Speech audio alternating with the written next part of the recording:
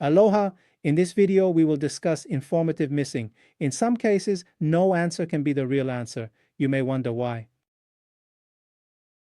In the past, missing data were often viewed simply as a nuisance, the absence of any useful or meaningful information. If a data cell was left blank, it was considered a flaw that could compromise the validity of statistical analysis.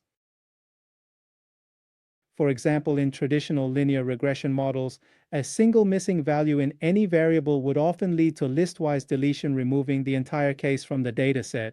This not only reduced the sample size but also risked introducing bias if the missingness was not random. However, in modern data science and machine learning, this perspective has shifted. Missing data is no longer always meaningless. In some cases, it can be informative in itself. In some data mining applications such as JMP Pro, missing information is treated as informative missing, that is, the absence of a response may itself carry significant meaning. Sometimes no answer is itself an answer. Take a survey about mortgage behavior as an example. Suppose there are two questions. 1. Have you ever failed to pay your mortgage on time? 2. Have you ever been rejected by a bank when applying for a loan?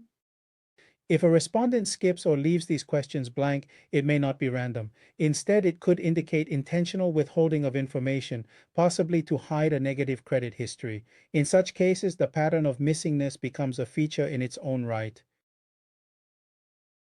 Another common example appears in medical records. Consider a patient intake form asking, 1. Do you smoke? 2. Do you use recreational drugs? If the patient leaves these questions blank, it's unlikely to be accidental. Rather, it might suggest a reluctance to disclose stigmatized behaviors, especially if other non-sensitive questions are answered. Once again, the absence of a response is itself a signal, and data mining algorithms can learn to interpret this missingness as part of the individual's risk profile or behavioral pattern. Analytical tools can classify non-responses into distinct groups. Missing data is not merely noise but potentially predictive. These tools acknowledge the significance of missingness. They help in understanding underlying issues. Missing data can thus become an asset in analysis.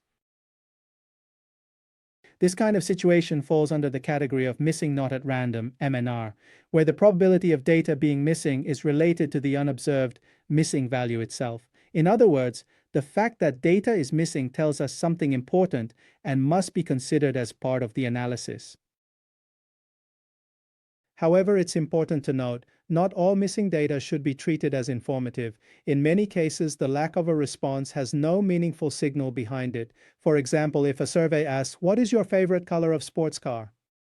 and someone leaves it blank, it may simply be because they have no opinion or the question doesn't apply. There's likely nothing predictive about that blank. This is why software like JMP Pro gives analysts the option to enable or disable informative missing handling. It takes domain expertise and understanding of both the context and content to judge when a missing value is meaningful and when it's just noise. To sum up, first, not all missing data is bad. Some of it may carry meaning. Second, informative missing is useful when the pattern of non-response reflects sensitive or intentionally withheld information. Third, domain knowledge is essential to distinguish signal from noise. Analytical tools can help, but human judgment still plays a key role.